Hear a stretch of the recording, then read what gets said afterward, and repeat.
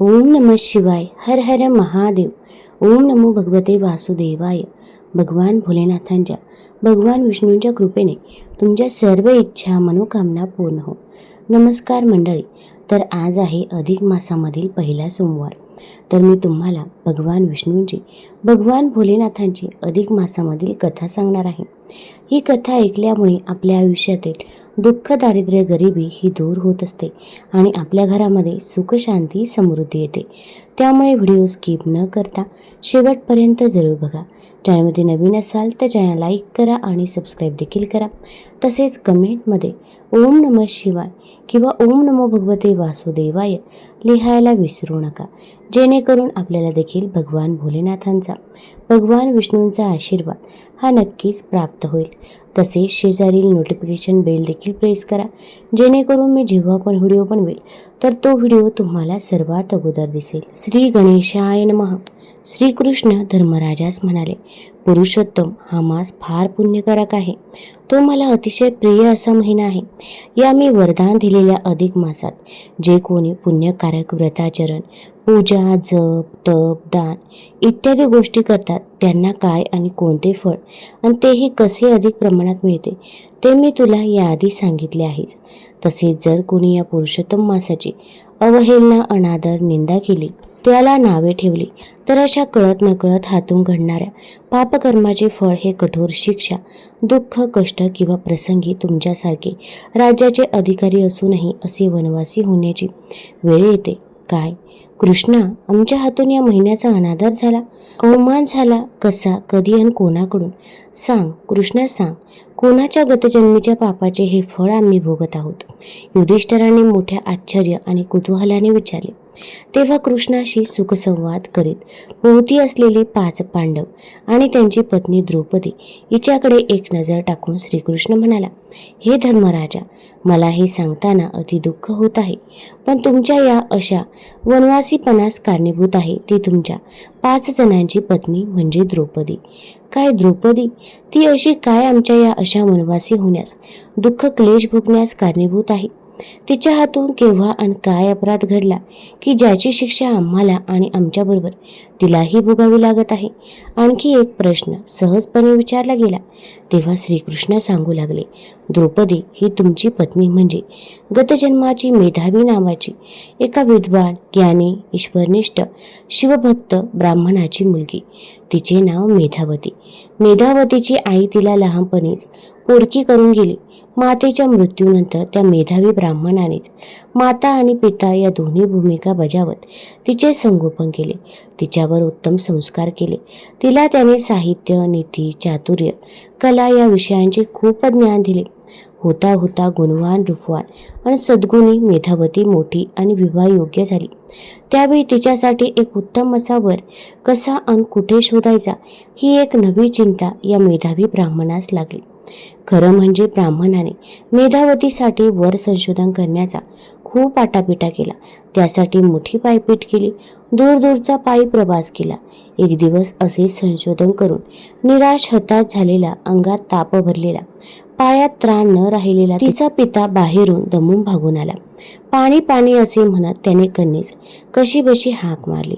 ती हाक ऐकून मेधावती पाणी घेऊन अंगणात आली खरी, पण त्याआधीच त्या मेधावी ब्राह्मणाने अतीव दुःखाने प्राण सोडले होते.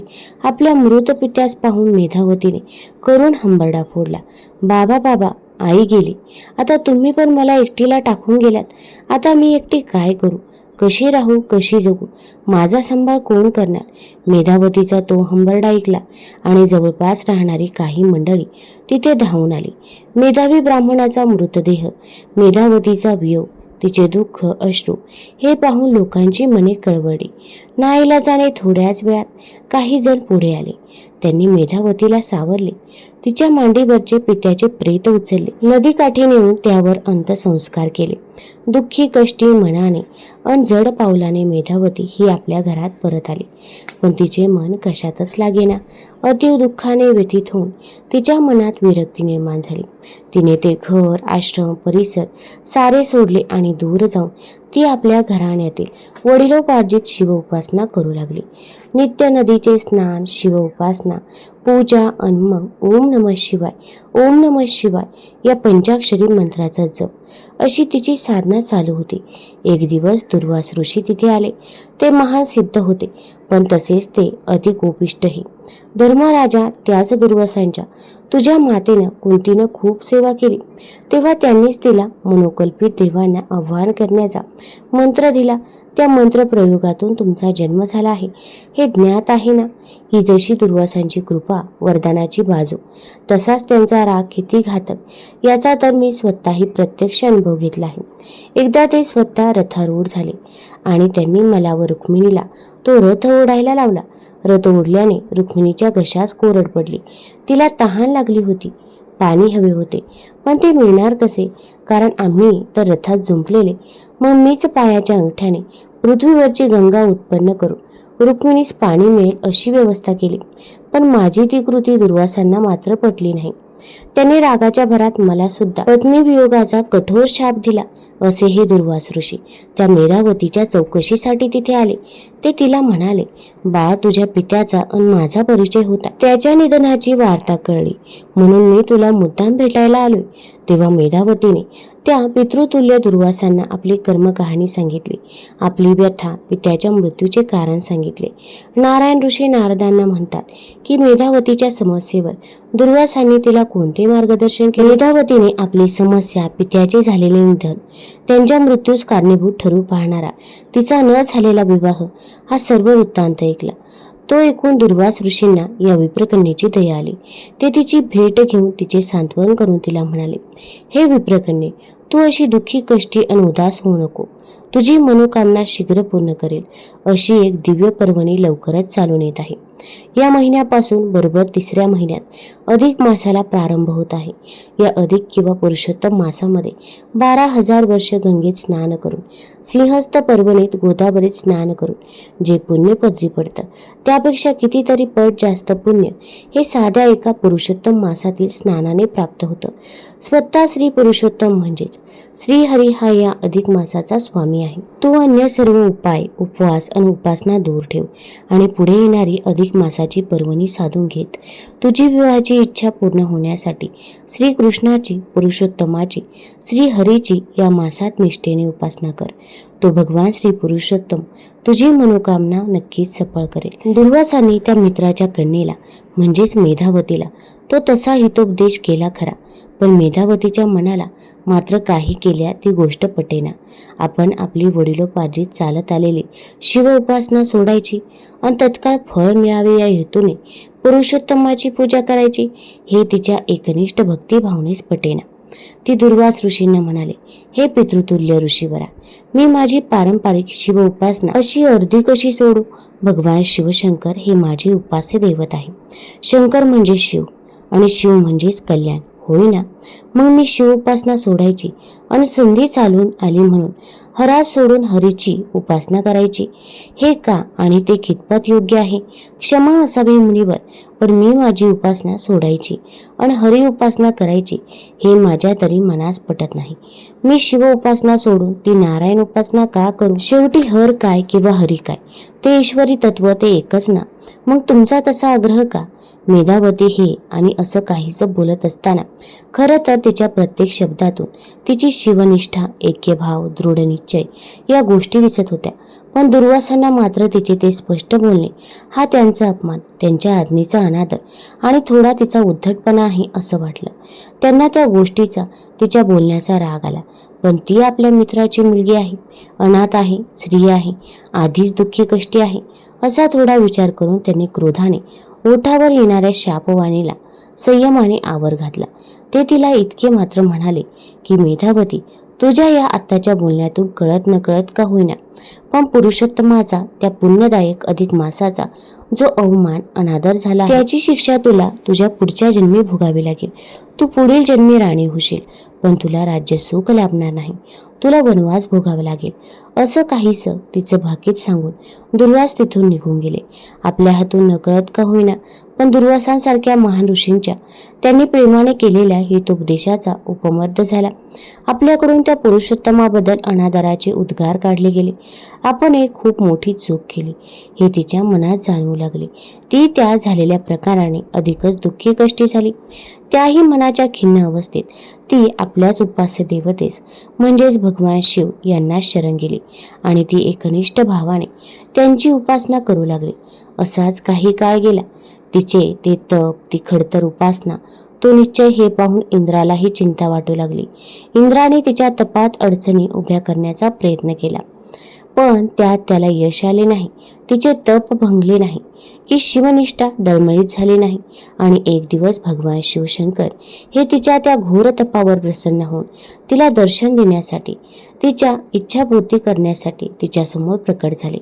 भगवान शिवशंकरांचे ते तेजस्वी रूप डोळ्यांसमोर पाहून क्षणभर तिचा तिच्याच डोळ्यांवरती विश्वास बसेना. तिने कसेबसे स्वतःला सावरत भगवान शिवशंकरांना वंदन केले आणि ती आपल्या उपास्य देवतेची मंगलस्तुती करू लागली. त्यामुळे भगवान शंकर हे तिच्यावरती अतिप्रसन्न होऊन तिला म्हणाले, हे विप्रकन्ये, बोल, तुला काय हवे? कोणता वर हवा? जे हवे ते माग, लवकर माग, मी ते तुला दे. प्रभूंचे असे अभिवचन मिळताच तिने, हे शिवशंकरा, मला पती दे, उत्तम पती दे, असे घाईघाईने तिच्या तोंडून 5 वेळा मागितले गेले. तेव्हा प्रत्येक वेळेस तथास्तु असे म्हणून भगवान तिला म्हणाले, बाळ मेधावती, तू मला 5 पती मागितलेस आणि मी तथास्तु असे म्हणून तुला आशीर्वादही दिला आहे. पण काय देवा? तिने विचारले. त्यावर काहीसा खुलासा करत देव म्हणाले, बाळ, हा आजचा आशीर्वाद तुला तुझ्या पुढच्या जन्मात 5 पती मिळवून देईल. तू 5 पतींची पत्नी होशील. तू माझे जे तप केले म्हणून तुला राजाची राणी होण्याची फळही मिळेल. परंतु हे मेधावती, तुझ्या हातून भगवान पुरुषोत्तमाचा अधिक मासाचा जो अनादर झाला आहे त्याचा परिणाम म्हणून तू राणी असूनही वनवासी होशील. राज्यसुख, राज्यपद सोडून तुला आणि तुझ्या 5 पतींनाही राणावनात भटकावे लागेल. इतके बोलून भगवान शिव अंतर्धान पावले. झालेल्या प्रकाराने ती विप्रकन्या अधिकच दुःखी कष्टी झाली. पुढे लवकरच तिचा अंत झाला आणि शिव उपासनेच्या पूर्वपुण्याईने तीच मेधावती ही द्रुपद राजाच्या यज्ञकुंडात एका तेजस्वी बालिकेच्या रूपाने प्रकट झाली. द्रुपद राजाने यज्ञकुंडात लाभलेल्या त्या कन्या प्रसादाचा स्वीकार केला. त्याने तिचे नाव ठेवले द्रौपदी. इतके बोलून श्रीकृष्ण जरा थांबले. त्यांनी पांडवांकडे आणि द्रौपदीकडे एकदा पुन्हा नजर टाकली आणि ते म्हणाले, धर्मराजा, असं आश्चर्यचकित होऊ नकोस. ती 5 पतींची पत्नी होणारी, शिवाचे वरदान लाभलेली गतजन्माची मेधावती हीच तुम्हा 5 पांडवांची या जन्मीची पत्नी आहे. तुम्ही तिचे पाणी ग्रहण केले आहे. ती तुम्हा पांडवांची राणी सुद्धा आहे. पण त्याचबरोबर तिच्या गतजन्मीच्या पुरुषोत्तमाच्या अनादराचे, अपमानाचे फलित म्हणून तुम्ही खरे राजे असूनही राज्यसुखापासून असे वंचित आहात. इतके बोलून पांडवांचा श्रीकृष्ण सखा काही वेळासाठी गप्प राहिला. तेव्हा काहीसा विचार करून धर्मराजाने म्हटले, हे माधवा, आज तुझ्या या निवेदनातून अनेक गोष्टींचा उलगडा झाला. असो, झाले ते झाले. आता यातून बाहेर पडण्याचा मार्गही तूच सांगणार आहे. तेव्हा श्रीकृष्णाने त्यांना सांगितले, यावर आता उपाय तो एकच.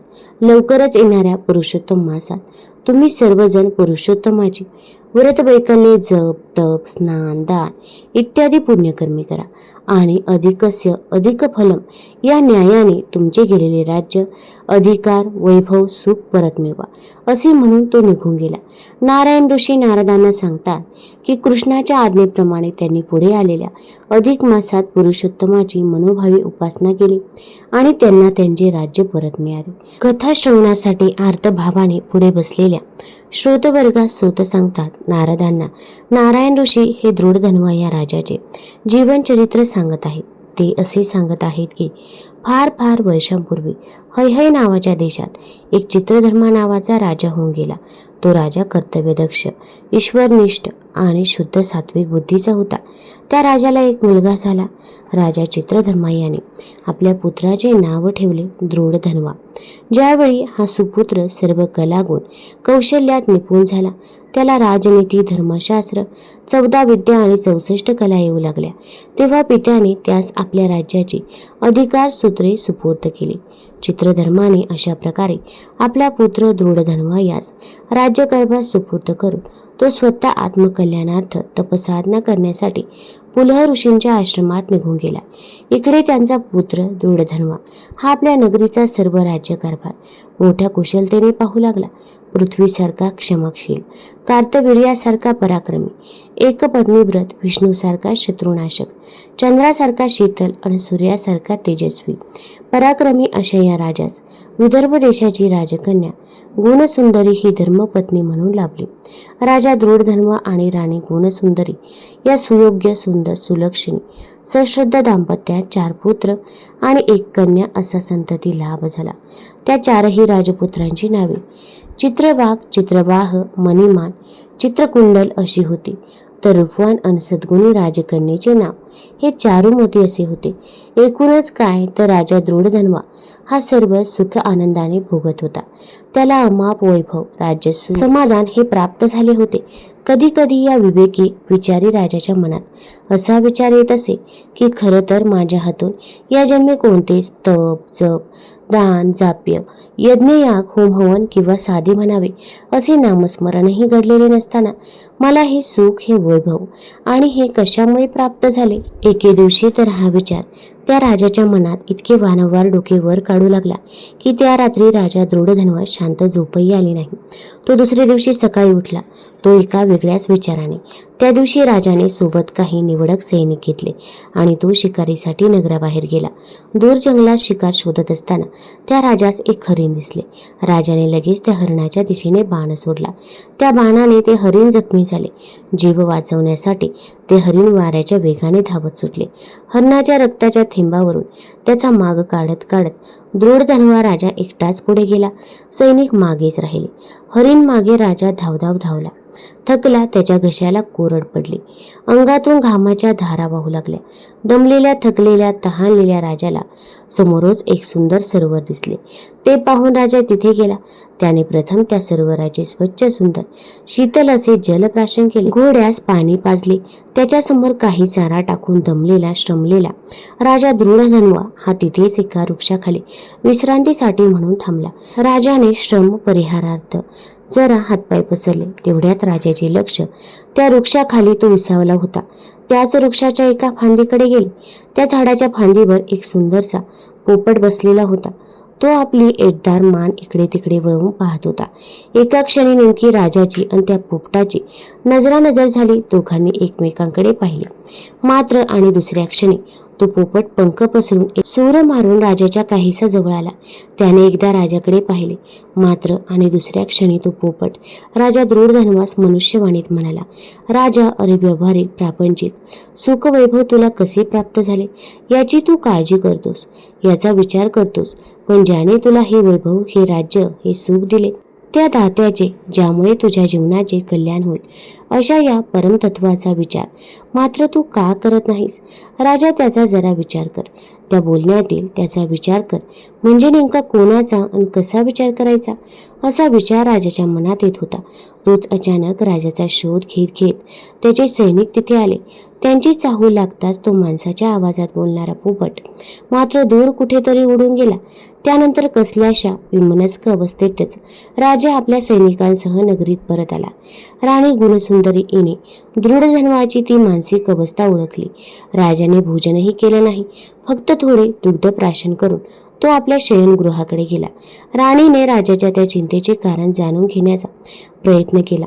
तो बोलणारा पोपट, त्याची ते बोलणे, हा सर्व प्रकार ऐकला आणि या साऱ्याचा नेमका अर्थ काय याचा ती पण विचार करू लागली. असेच काहीसे दिवस गेले. एके दिवशी अचानकपणे राजदरबारात वाल्मिकी ऋषींचे आगमन झाले. राजाने त्यांचे पुढे होऊन स्वागत केले. त्यांचा उचित आदर सत्कार केला. भक्तिभावाने ऋषीवरांचे पाद्यपूजन केले. राजा विनम्र भावे हात जोडून त्यांच्यासमोर उभा राहिला. तेव्हा दृढधन्वा राजाची चिंताग्रस्त मुद्रा पाहून वाल्मिकी ऋषींनी राजास त्याच्या चिंतेचे कारण काय असे विचारले. तेव्हा राजाने त्या दिवशी शिकारीसाठी गेले असताना जे जे काही घडले तो सारा वृत्तांत त्यांना सांगितला. तसेच राजा, तू मुख्य तत्वाचे चिंतन का करत नाहीस? ते कर, म्हणजे तुला मोक्ष मिळेल. या शुकवाणीचा नेमका अर्थ काय ते सांगा, अशी राजाने वाल्मिकी ऋषींना नम्र विनंती केली. तेव्हा राजाने जे काही सांगितले त्यावर थोडासा विचार केला. मग ध्यान करून वाल्मिकी ऋषींनी त्या संदर्भात जे काही सांगले तोच सारा भाग एक एक करून निवेदन करताना महर्षी वाल्मिकी राजास म्हणाले, राजन, सर्वात प्रथम मी तुला हे सांगू इच्छितो की तू ऐकलेली शुकवाणी हा तुझ्या उत्कर्षाचा एक शुभ संकेत आहे. तेव्हा तू मनातली चिंता, भय, काळजी हे सारे दूर सार.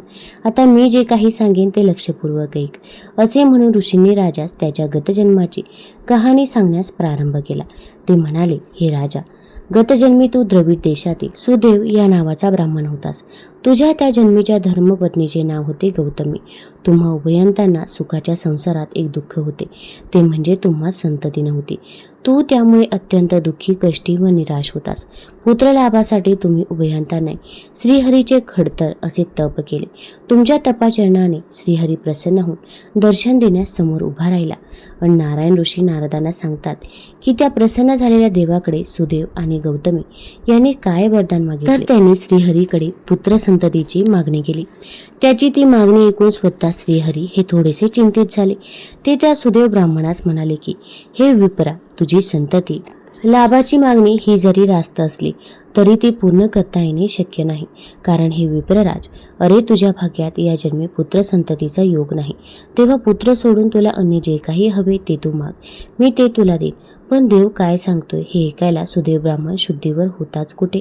आपल्या भाग्यात पुत्र नाही ही वार्ता ऐकता क्षणीच तो मूर्छित झाला होता. त्याची पत्नी गौतमीही त्याला पदराने वारा घालून शुद्धीवर आणत म्हणत होती, स्वामी, मी या आधीही तुम्हास म्हणाले होते की जर संततीचे सुख आपल्या भाग्यातच लिहिलेले नसेल तर दैवापुढे देव तरी काय करणार. त्या विप्र दाम्पत्याची ती करुण अवस्था पाहून सोबत आलेला गरुड राजास त्यांची दया आली. तो हात जोडून आपल्या स्वामीस प्रार्थू लागला, हे नारायणा, आपण साक्षात भगवंत आहात, देव आहात. तुम्हाला अशक्य असे ते काय आहे? तुम्ही मनात आणले तर आपल्या भक्तासाठी तुम्ही काही करू शकता. जर तुम्ही तुमच्या भक्ताची इच्छा पूर्ण केली नाही तर भविष्यात भक्त तरी तुमची भक्ती का करतील? देवा, माझी सुद्धा तुम्हास हीच विनवणी आहे की आपण आपल्या भक्ताची ही एवढी विनवणी इच्छा मनोकामना पूर्ण करा. तेव्हा एकवार आपले प्रिय वाहन असलेल्या त्या गरुड राजाकडे पाहून भगवान विष्णू त्याला म्हणाले, हे पक्षीराज गरुडा, तुला जर या विप्राची इतकीच करुणा येत असेल तर तू तुझ्या अधिकारात या ब्राह्मणास एक पुत्र दे आणि यास संतुष्ट कर. प्रभूंची ती आज्ञा वजा संमती मिळताच गरुडाने पक्षी वंशातला एक पुत्र त्या विप्र दाम्पत्यास दिला. तसेच गरुडाने गौतमीस पुत्रवती भव असा मंगल आशिषही दिला. संतुष्ट मनाने सुदेव ब्राह्मण आणि त्याची पत्नी गौतमी यांनी प्रभू पदवंदन केले. देव अंतर्धान पावले. आता लवकरच आपले मनोरथ पूर्ण होतील या आशेने ती दोघीही सुखावली. पुढे योग्य वेळी गौतमी गरोदर राहिली. 9 मास पूर्ण होताच तिने एका सुंदरशा बालकास जन्म दिला. पुत्रलाभाने दोघांनाही अपूर्व असा आनंद झाला. सुदेव ब्राह्मणाने मोठ्या थाटामाटाने मुलाच्या नामकरणाचा सोहळा पार पाडला. त्याने त्या बाळाचे नाव शुकदेव असे ठेवले. हळूहळू छोटा बाल शुकदेव हा लाडा कौतुकाने लहानाचा मोठा होऊ लागला. पाहता पाहता शुकदेव हा 8 वर्षांचा झाला. आता सुदेव ब्राह्मणास पुत्राची मुंज करण्याची चिंता लागली. त्याने ब्राह्मणास बोलावले. ज्योतिषांना पत्रिका दाखवून मुंजीचा मुहूर्त काढला.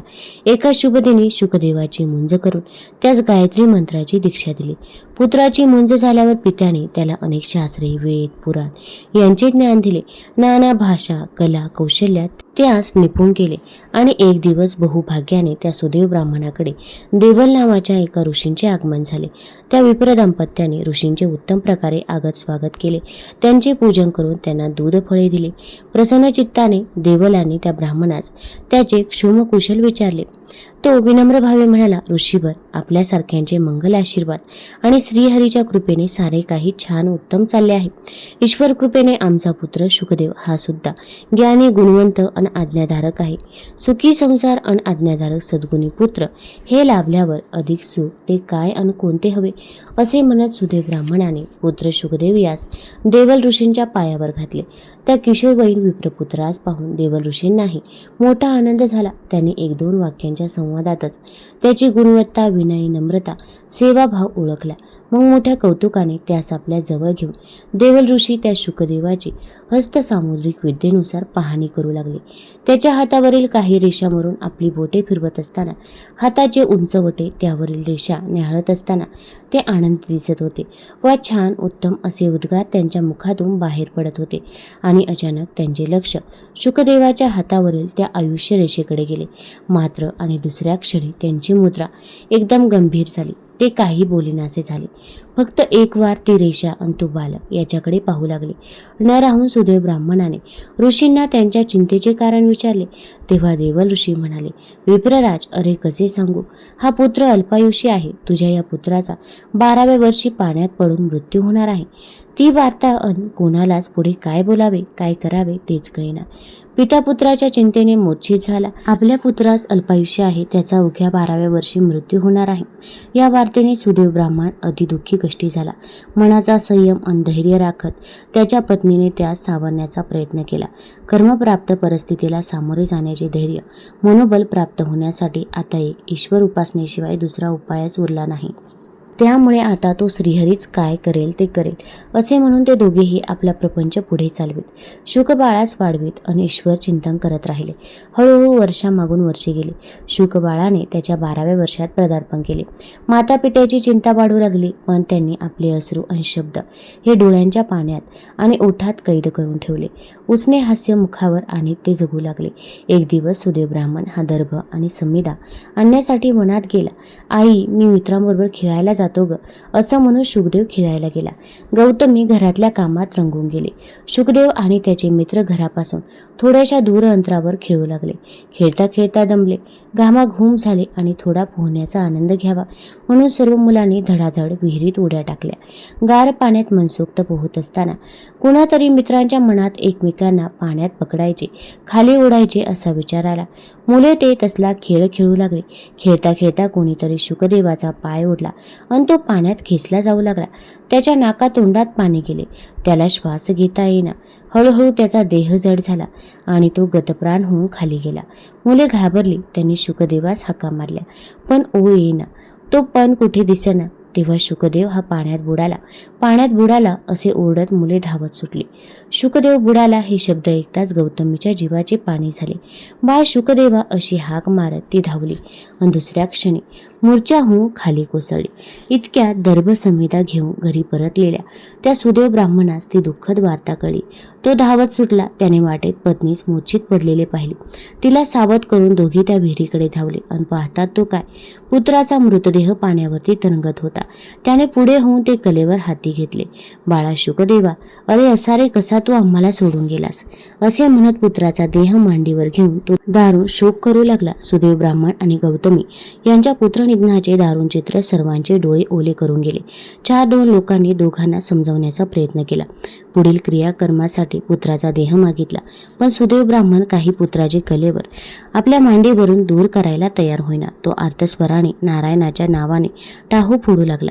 श्रीहरीच्या विनवण्या प्रार्थना करू लागला आणि अचानक एकदम सारे वातावरण बदलून गेले. प्रचंड मोठा वारा सुटला. आकाशात एकामागोमाग एक असे प्रचंड काळे मेघ गोळा झाले. कडाकडा विजा चमकू लागल्या आणि अकल्पित अशा प्रचंड पर्जन्यवृष्टीला प्रारंभ झाला. त्या थंड वाऱ्यात बरसणाऱ्या सहस्रधारांत आपण तिघेही भिजत आहोत याचीही जाणीव त्या सुदैव ब्राह्मणास राहिली नाही. ते दोघे आपल्या पुत्राच्या कलेवराजवळ भर पावसात तसेच उपाशी तपाशी फक्त नामस्मरण करत बसून राहिले. तो अचानक चालू झालेला वादळी वाऱ्यांचा पाऊस जवळजवळ 1 महिनाभर चालू राहिला. ते तिघेही त्या सततधारेत भिजत अन अखंड ईश्वर नाम म्हणत राहिले. योगायोगाची गोष्ट अशी की तो नेमका अधिक मास होता. श्रीहरीस प्रिय असलेल्या पुरुषोत्तम हे श्रीहरीचेच नाम प्राप्त झालेल्या त्या पुण्यकारक महिन्यात सुदैव गौतमी यांना स्नान घडले.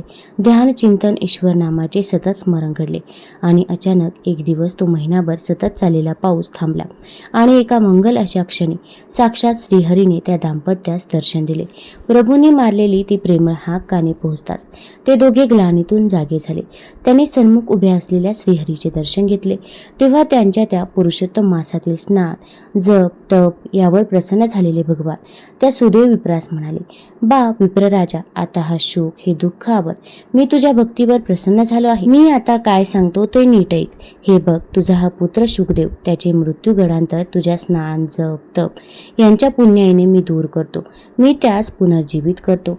तो गरुडाच्या वरप्रसादाने प्राप्त झालेला तुमचा पुत्र तुम्हा सुख आणि समाधान देईल. तुम्ही दीर्घकाळ संसार सुख भोगाल. मृत्यूनंतर तुम्ही काही वर्षे ब्रह्मलोकात निवास कराल. त्यानंतर हे सुदैव ब्राह्मणा, तुम्ही दोघे पृथ्वीवर पुन्हा एक नवा जन्म घ्याल. त्या जन्मात तुम्ही दोघे राजा राणी असाल. त्या जन्मात तुझे नाव हे राजा दृढधन्व असे असेल, तर तुझी धर्मपत्नी ही त्या जन्मात सुद्धा गुणसुंदरी या नावाने तुझीच राणी असेल. आणि काय प्रभू, सुदैव ब्राह्मणाने मोठ्या आतुरतेने विचारले.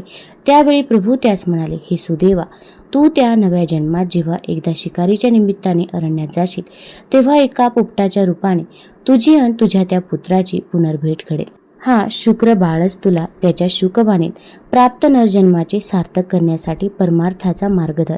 जन्ममरणाचे हे वारंवार घडणारे कष्ट दूर होण्यासाठी मोक्षमुक्तीचे जीवित कल्याणाचे काही साधन कर, असे तुला मार्गदर्शन करेल. पण तुला काही त्या शुकबाणीचा नीटपणे अर्थबोध होणार नाही. तू संभ्रमात असताना माझेच एक भक्त महर्षी वाल्मिकी हे एक दिवस तुझ्याकडे येतील. ते तुझ्या मनातील संभ्रम दूर करून तुला तुझ्या या गतजन्माची कहाणी सांगू लागतील. सुदैव विप्रावर कृपावंत झालेल्या श्रीहरीने एकदा आपल्या स्नेहा नजरेने त्या शुकबाळाकडे पाहिले. मात्र दुसऱ्या क्षणी झोपेतून जागे व्हावे तसा तो उठून बसला. आपला पुत्र जिवंत झालेला पाहून सुदैव गौतमी यांना अपूर्व आनंद झाला. तिघांनीही प्रभूंचे पदवंदन करून दर्शन घेतले. सुदैव ब्राह्मण म्हणाला, बाळ नारायणा, पुरुषोत्तमा, खरंच तू आणि तुझा हा पुरुषोत्तम मास अधिक मास धन्य आहे. जर तुम्हाला ही अधिक मासामधील कथा माहिती आवडली असेल तर चॅनल लाईक करा, सबस्क्राईब करा आणि आपल्या मित्रपरिवारासोबत जरूर शेअर करा. धन्यवाद.